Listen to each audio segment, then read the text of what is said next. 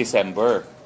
Pero like as I said earlier, kung tatanggapin naman ng mga kongresista yon para ibasura yung impeachment laban kay Andy Bautista, he would have bought himself a year free of impeachment kung inaprubahan ng committee report, and therefore he could decide to stay for a full year, no?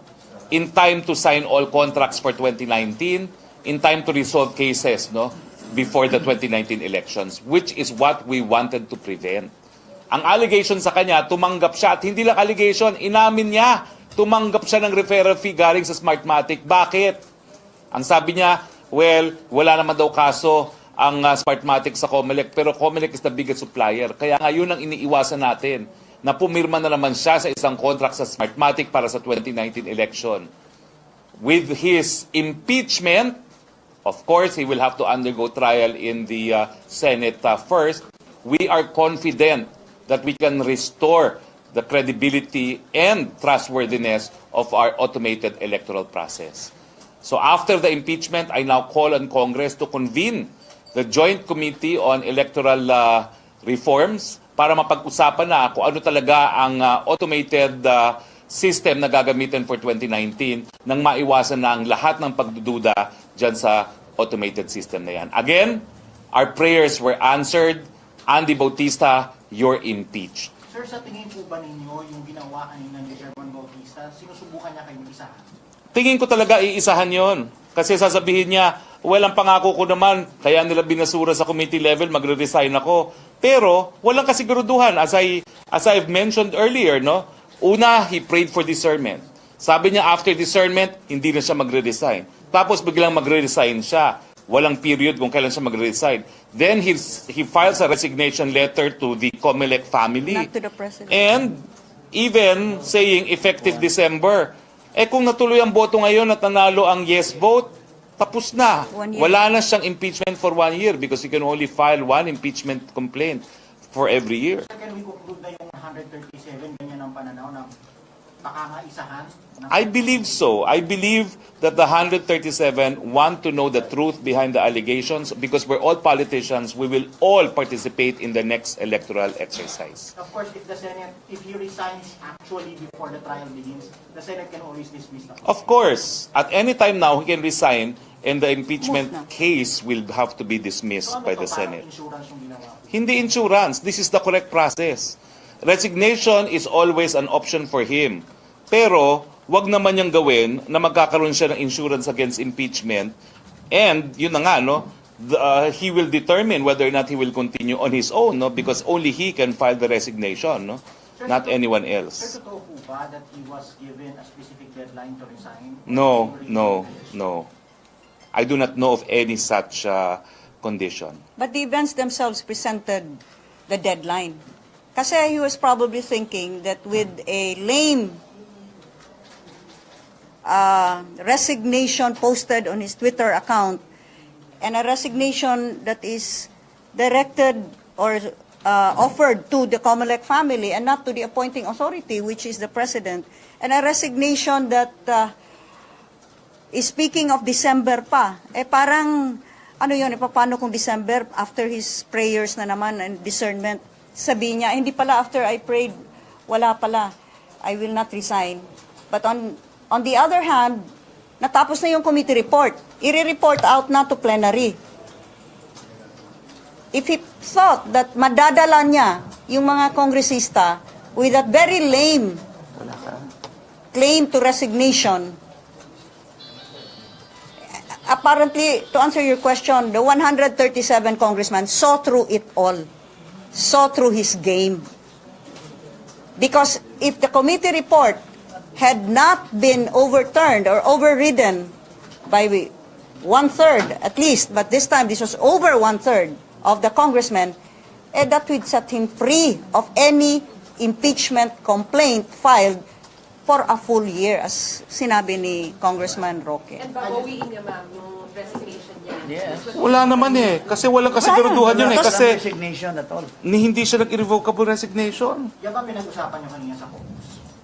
Hindi. In any case, please understand it's an executive session. It was an We're not at executive liberty. session. Oh, the complainant. Well, I feel vindicated. I thank the two endorsers. Of course, Congressman Tolentino was one of those.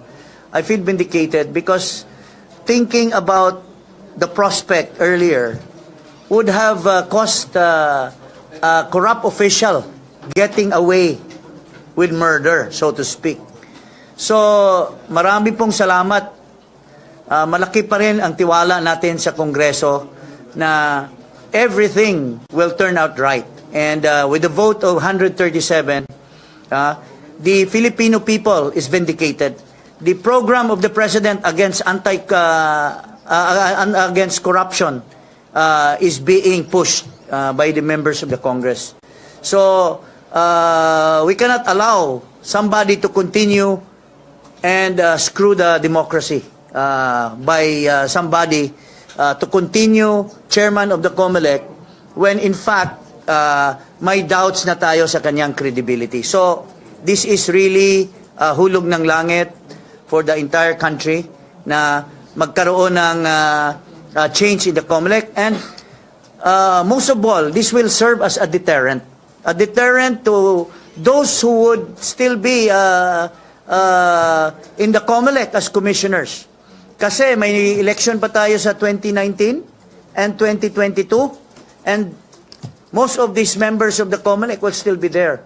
And I'm sure Smartmatic will still attend. All right, that was those are live images from the Batasan complex in Quezon City, where Representatives Gwen Garcia and Harry Roque, two members of Congress who endorsed the original impeachment complaint versus Comelec Chair Andres Bautista, now face members of the media after the lower house voted 75 yes, 137 no, with 2 abstaining to overturn the House Committee on Justice's earlier decision to dismiss the impeachment complaint against Comelec Chair Andres Bautista. So again, the House has just impeached the Comelec Chair Bautista, and Representatives Gwen Garcia and Harry Roque say that they did pray for a miracle, and the miracle happened today. They say that Bautista attempted to buy time by posting his resignation letter on social media, but not really filing it with the president, the appointing body himself, and making it effective by the end of the year. He says that there would be a possibility that Mr. Bautista might not even push through with the resignation. And this impeachment will actually prevent him from signing contracts in preparation for the 2019 elections and safeguard the election process. Mr. Bautista now faces the impeachment process at the Senate. And I'm Mention Macapagal. Stay tuned to CNN Philippines. Good afternoon. Excuse me, no? By the way, tomorrow, I'm calling for a press conference because I got documents, no? Official documents from the PCGG. The Department of Justice has asked PCGG to investigate the time of Chairman Bautista when he was chairman of the PCGG, and they already came out. And there is grand corruption that he did in the PCGG. And I have this stick of documents that was turned over to me, being the impeachment complainant. And I will tell the people tomorrow, the entire country, that it's not only in the Comelec that there was doubt about his integrity. This one is already proven by the 3 lawyers who investigated him from PCGG, and they came up with documents. They gave me authenticated documents to show that Bautista was involved in corruption. He asked the sequestered companies to deposit their accounts with Luzon Development Bank. He hired Divina Law Office to lawyer for this corporation. So the trend is there. From the PCGG to the Comelec. Ganon po ang corruption na nakikita po natin dito sa opisyal na ito na si Chairman Andy Bautista. In the same light, I was supposed to meet with DOJ officials earlier. I canceled because we thought we should put up this last fight, no, to convince our colleagues, no. So hindi ako nakarating ng DOJ, pero nananawagan ako ngayon kay Secretary Aguirre, yung resulta po ng NBI investigation, sana po mabigyan man lang kami ng preliminary nang maisama rin namin yan sa articles of impeachment. Lalong-lalo na dun sa issue ng undeclared assets at saka ill-gotten wealth. I understand that the NBI now has substantial information that were not available previously. No? So for purposes of drafting a comprehensive articles of impeachment, I hope the DOJ will share with us some of their initial findings so far. Sir, yung corruption sa CGG part where yung impeachment will Well, that was part of my allegation because it involves the SALN. Remember, the SALN comprised of all the accumulated assets that an official has acquired through the years. So when you file at a certain year, siyempre, lahat ng mga wealth mo kasama doon, no? Your net worth. So, if it involves money that he took from PCGG, then it should be part of his declaration of SALN. If it's not there, then he violated his SALN. Ang pagkakaintindi ko naman po, kasama dun sa NBI report, yung una, yung pineking signature ni Mrs. Bautista sa mga SALN, para itago kay Mrs. Bautista yung true extent of assets ni Andres Bautista. At pangalawa, yung findings ng NBI ngayon sa mga undeclared assets. I understand, konting-konti po yung minention ni Mrs. Bautista dun sa kanyang affidavit na mga undeclared assets. I understand that the NBI discovered a lot more properties that were not declared in the SALNs. Sir, can I just clarify? If and when mag-file ng irrevocable resignation si Chairman Bautista, what will happen to the... Wala nang impeachment. But, make no mistake about it, even if today, this minute, he were to file an irrevocable resignation, he has already been impeached. He lost his opportunity to voluntarily resign. Whatever happens from now on, in the records of the House, in the records of this nation's history, he is the first Comelec chairman to be impeached. But that doesn't stop him from still resigning. Of course, he can resign, but make no mistake. You know, the purpose of impeachment is to remove that impeachable official from his position. So if he resigns, then there's really no... It's moot, it becomes moot and academic. But Would you encourage him to resign? Or he can do what he wants in his life. But this message, I'd like to put across to Mr. Bautista. Don't mess with us, congressmen and women. Pag meron ka sasabihin, gawin mo. Don't play games. Because now, you can see what happened on the floor, that these congressmen and women who voted against the committee report and in effect supported the impeachment of Andy Bautista, the 137 congressmen and women saw through the game that he was playing. At the same time, I regret that Mrs. Tish Bautista and Congressman Bambo Tolentino were not present here today. To Mrs. Trish Bautista, I think the impeachment decision today brings us closer to justice for you and for your family. To Congressman Bambo Tolentino, sana nandito ka, bossing, para you could have shared in this grand moment in history. But Finally, he could have voted. and he could have voted. Kasi nadagdag bawas daw siya dun sa Correct. committee. Because he was not a member of the Justice Committee, So he he could was not able to vote in the Justice Committee. And But- I also wish my co-complainant, Attorney Ferdinand Topacio, were also here. No? We did this together, and we thank Congressman Harry Roque, Congressman Gwen, to really believe in us by endorsing our impeachment complaint. And lastly po, kung mag-resign siya immediately, then that will open him to whatever criminal cases that will be filed because he's no longer an impeachable official. So any lawyer or anybody can now seek justice through the courts. Thank you po. Sir, in your capacity as complainant, are you going to pursue the case if ever the Chairman Bautista resigns Well, I'm now talking to some lawyers. I'm talking to the lawyer of Trish Bautista, Attorney Loon, and probably Attorney Kapunan.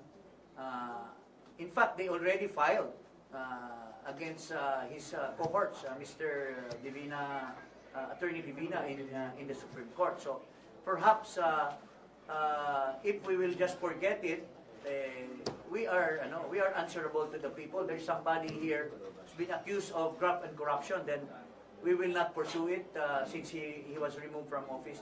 I think it is worthy to proceed with any criminal complaint against him. Sir, ma'am, doon po ba sa articles of impeachment, meron pa po bang doon sa propose natin, I mean, meron pa po bang madadagdag or mababawas na allegations doon sa mga nakalagay natin sa complaint? Alam mo kasi ang articles of impeachment will be just that, articles of impeachment. So, they will be, that is the information to be submitted to the Senate, and ang counterpart niyan sa criminal proceedings, that's the criminal information to be filed in court. So they are conclusions, they will be separate counts, but they will, I assume they will be broad enough, no, to cover different items that may have been already uncovered by the National Bureau of Investigation. Now, let this be a lesson to one and all. No one is above the law. No one can escape accountability.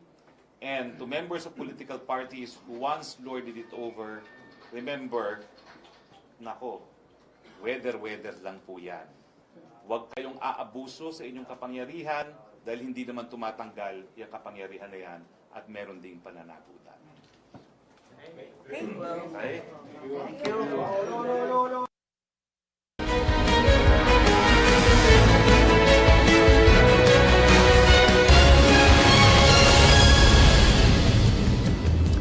This is Newsnight, where we go above and beyond the headlines. I'm Pia Ontiveros. Our top stories. The House of Representatives votes to impeach Comelec Chairman Andres Bautista hours after he announced he will resign by year-end.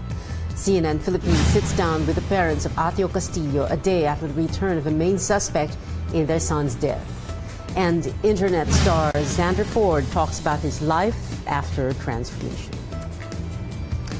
The House of Representatives rejects the Justice Committee's decision to dismiss the impeachment complaint against Comelec Chairman Andy Bautista. Our Joyce Ilas reports from Batasang Pambansa. She tells us what happened. 137 congressmen voted to override or to junk the resolution dismissing the impeachment complaint against Commission on Elections Chairman Andy Bautista. Now, this number effectively impeaches Bautista. Only 75 congressmen voted to uphold the resolution, while 2 abstained from voting. Now, let me walk you through the rules. Under House impeachment rules, when the House Committee on Justice dismisses a complaint, it shall submit to the plenary a resolution for the dismissal of the verified complaint. The plenary would put this resolution to a vote, which is what happens this afternoon, wherein a vote of at least 1/3 of all members of the House, in this case 97 members, shall be necessary to override such resolution. If they reach the number of votes, the respondent would effectively be impeached. The House Committee on Justice shall prepare the articles of impeachment that would be brought to the Senate, which would sit as an impeachment court. Now, let me just note that before the voting this afternoon, congressmen held an all-member caucus. Some of them confirmed they discussed the impeachment in the meeting, but refused to give details, saying the meeting was an executive session. Now, let's listen to Deputy Speaker Reneo Abu as he reads the results of the voting.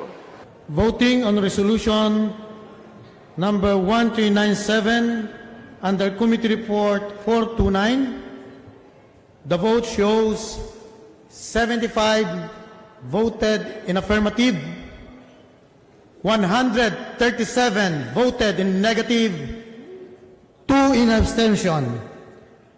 It is about House Resolution number 1397, dismissing the impeachment complaint filed by Jacinto Viparas and Ferdinand Estopacio against Commission on Elections Chairman Andres Bautista. The vote shows that the resolution is overridden, and pursuant to Section 11, Article 3 of the Rules of Procedure in impeachment proceeding, a vote of at least 1/3 of all the members of the House shall be necessary to override such resolution, in which case, and I am directing the Committee on Justice to prepare the article of impeachment immediately so ordered. During the voting, no less than House Speaker Pantaleon Alvarez voted against the resolution, saying the charges against Comelec Chairman Andy Bautista are very serious. Other lawmakers say they want the complaint heard and tried at the Senate to also hear the explanation of Bautista. Joyce Ila, CNN Philippines.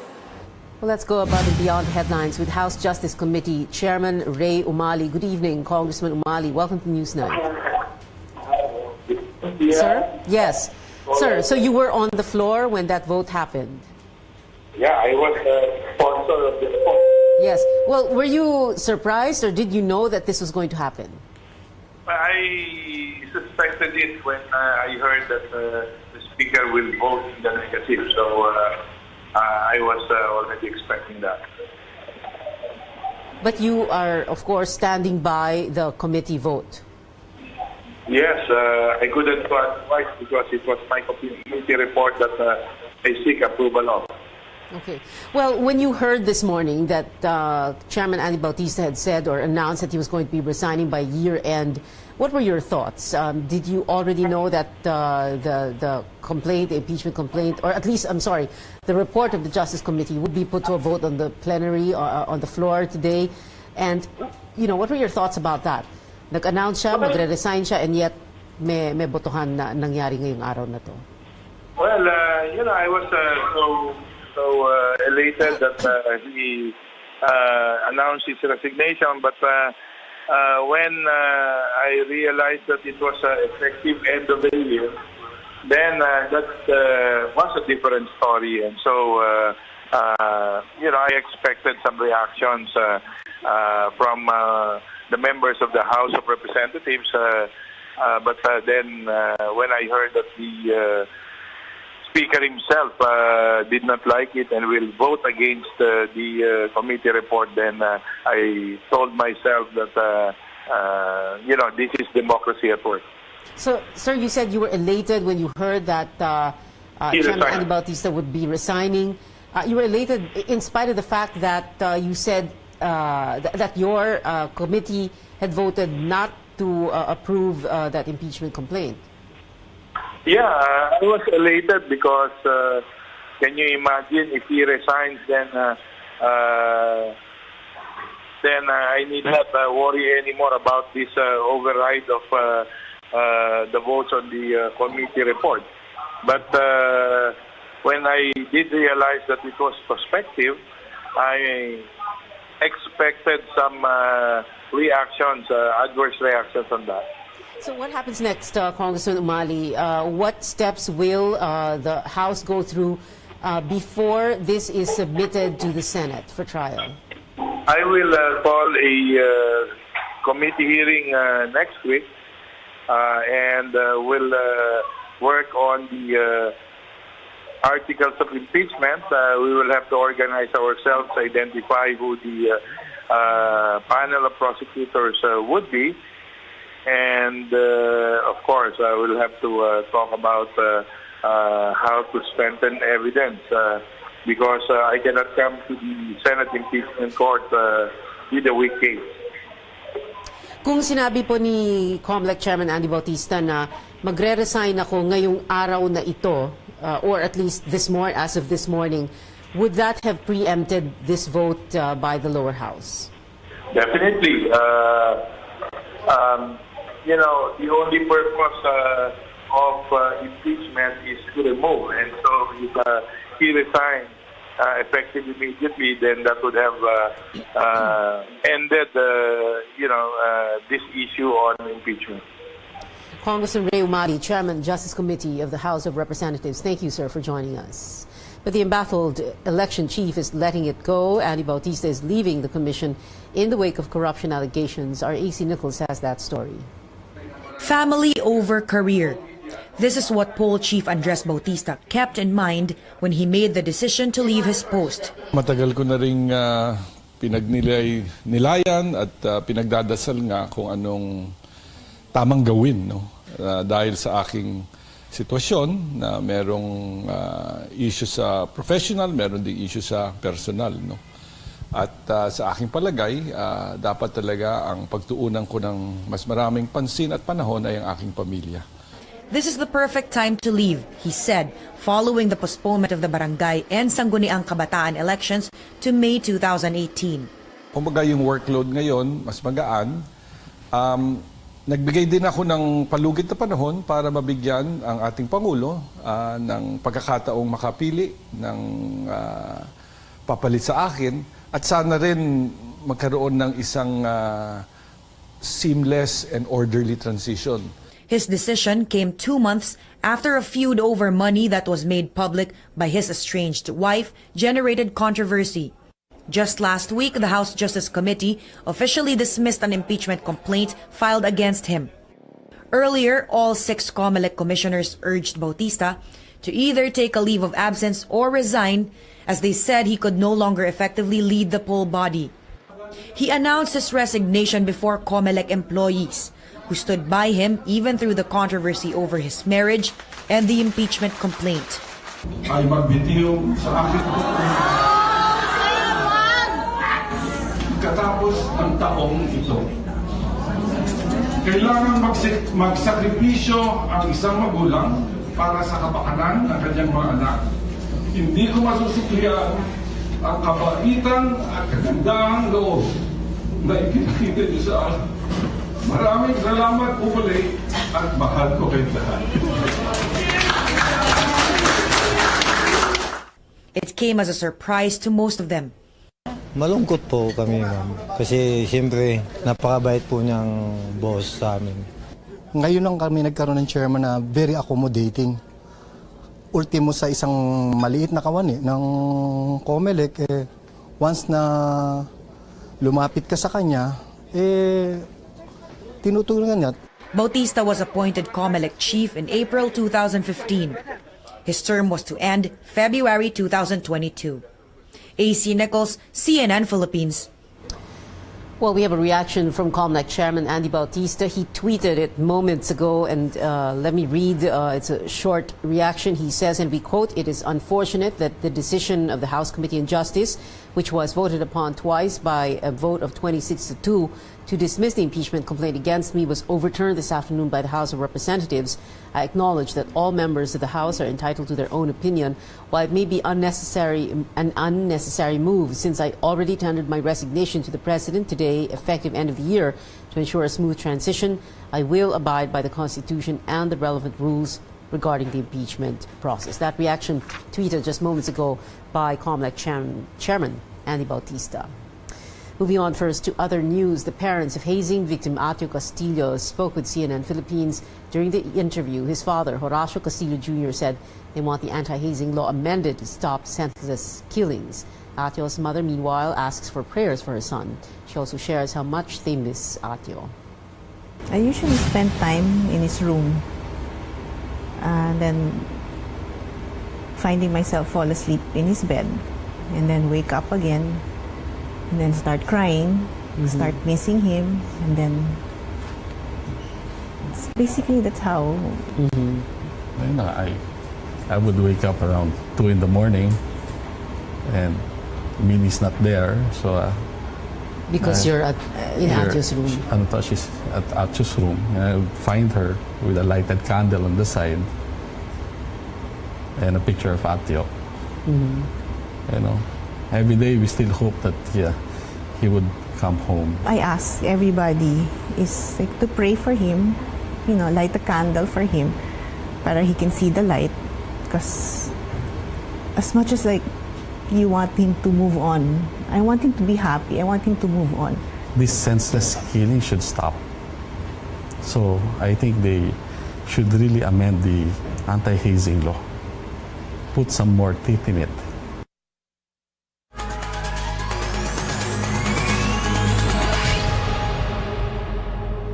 A legal challenge to the administration's drug war. A group files a petition with the Supreme Court seeking to stop the anti-drug campaign. Anjo Alimario tells us why. The Duterte administration's war on drugs is facing a legal challenge before the Supreme Court. The Free Legal Assistance Group, an organization of human rights lawyers, believes the campaign outlined in a police memorandum circular is unconstitutional.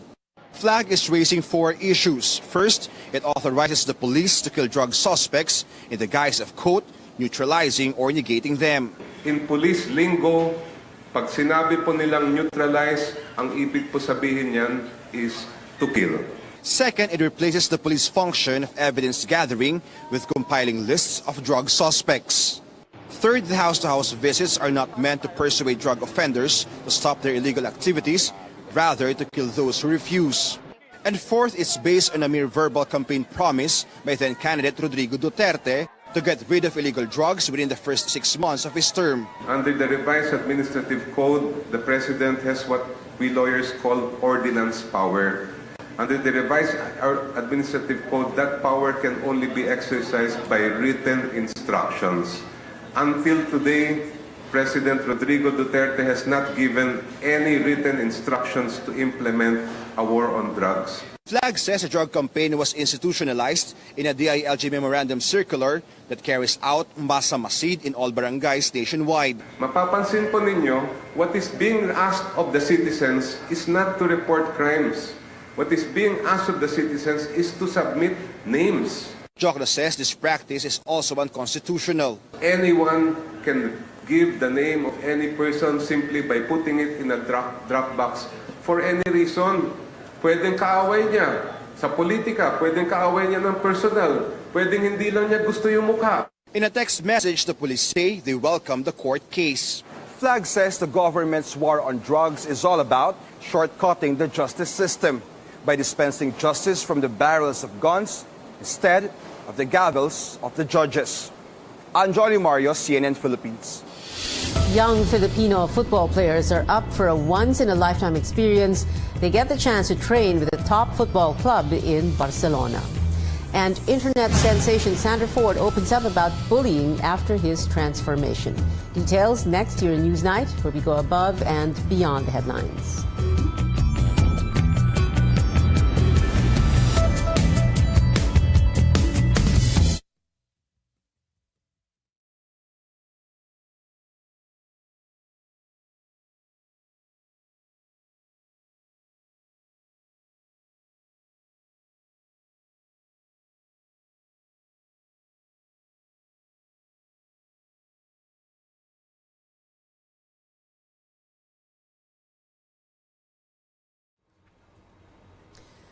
Welcome back, Facebook Live here in CNN Philippines Newsnight. A plenary vote by the House of Representatives to overturn an earlier Justice Committee report that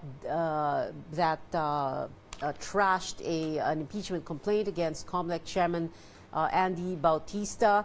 That means that the impeachment of Andy Bautista will push through, and the House will take a few days, a few weeks to put the case together to prepare before they send it off to the Senate, where a trial is going to be held.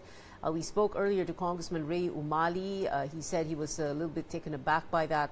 At the same time, a reaction also from Chairman Andy Bautista.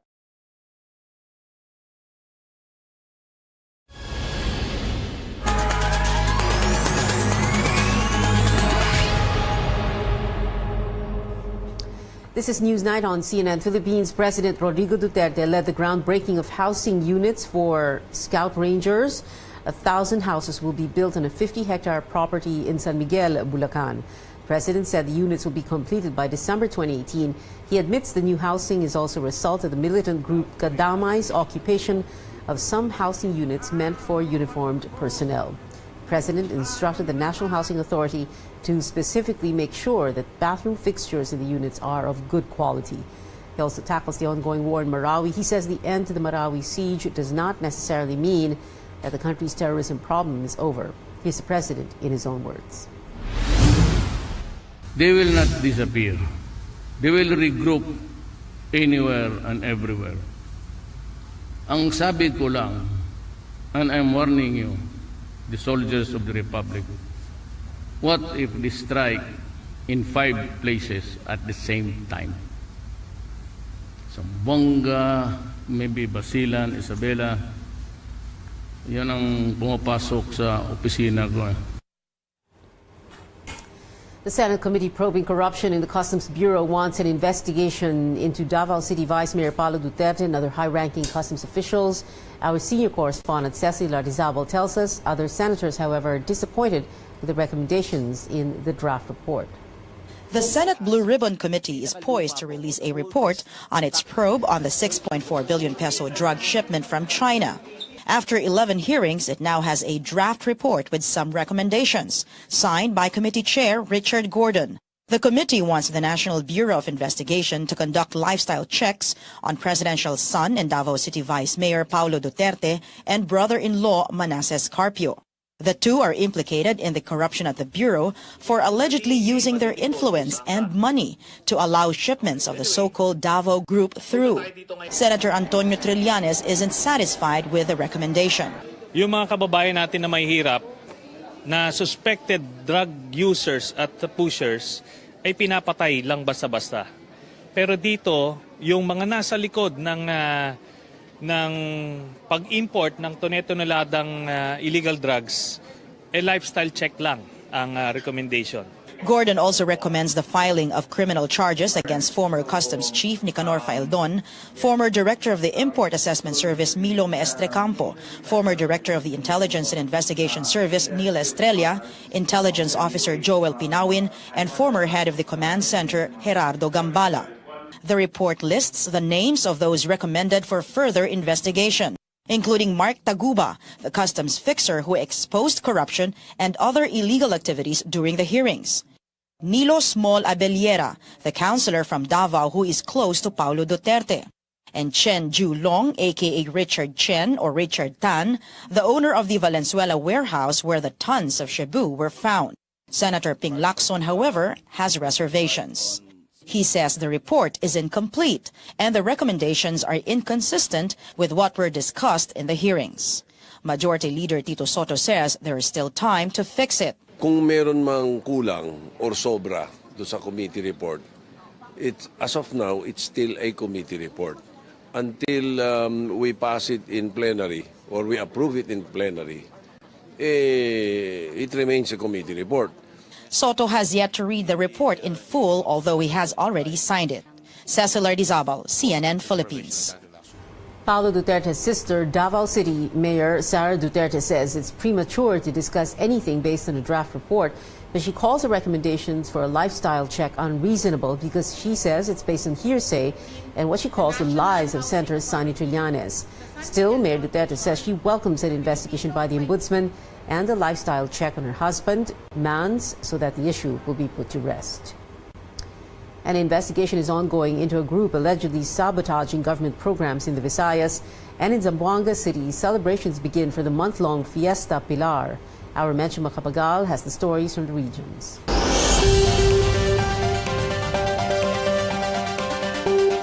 Malacanang's point person in the Visayas is looking into a group that could be sabotaging government programs in the region. In a statement, Presidential Assistant for the Visayas Michael Dino said the group is posing as working for the president in the grassroots level. He did not identify the group and only said it made false promises to the public.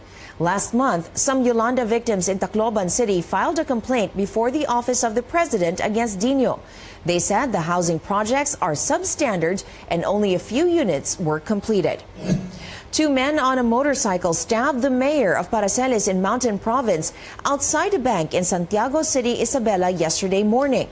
Mayor Avelino Amangien survived 2 stab wounds and is recovering in a hospital. Police are still identifying the attackers and the motive behind the attack. Amangien just came from a bank before the incident. Civic and military activities will highlight the month-long Fiesta Pilar, an annual feast of Zamboanga City. Navy and Air Force personnel will demonstrate to the public their capabilities, especially in situations involving terrorists and lawless groups.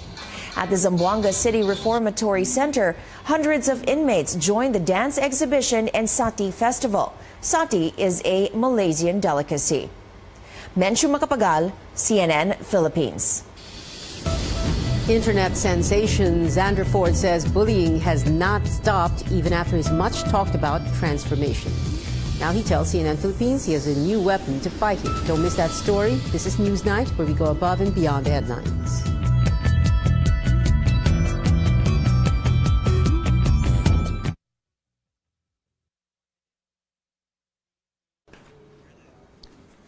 Welcome to Facebook Live here on CNN Philippines Newsnight. In the next segment of the show, we have this story for you. Internet star Sandra Ford was in CNN Philippines this morning. He was on New Day. We are going to tell you how he's reacting to critics' post-transformation. We'd also like to greet some of our viewers, Sarah Jean Paling, who is watching from Bohol, Michael Henovs, who is in Iloilo City, Kathy Vuelta Jones, who is in Batangas, Harry Laxus, who is in Ontario in Canada. For updates on our latest stories, subscribe to our Facebook page by clicking the like and follow button on top.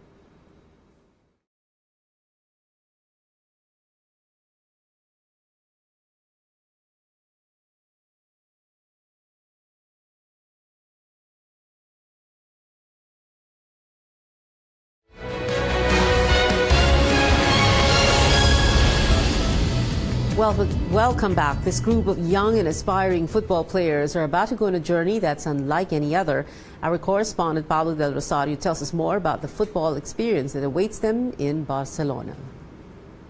From Xavi to Iniesta to the prodigious Lionel Messi, FC Barcelona is famous for transforming young footballers into the stars of tomorrow.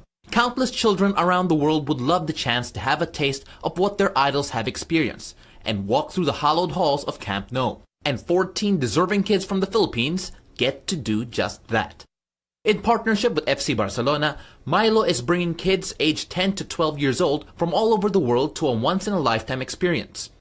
After a selection process involving coaches from Barcelona's Escola and the Philippine Football Federation, 14 kids were picked out of a pool of 144 to train in Spain. These kids will get to attend classes at Escola in Barcelona, work with former Barcelona defender Eric Abidal, and watch their heroes take on Malaga in La Liga.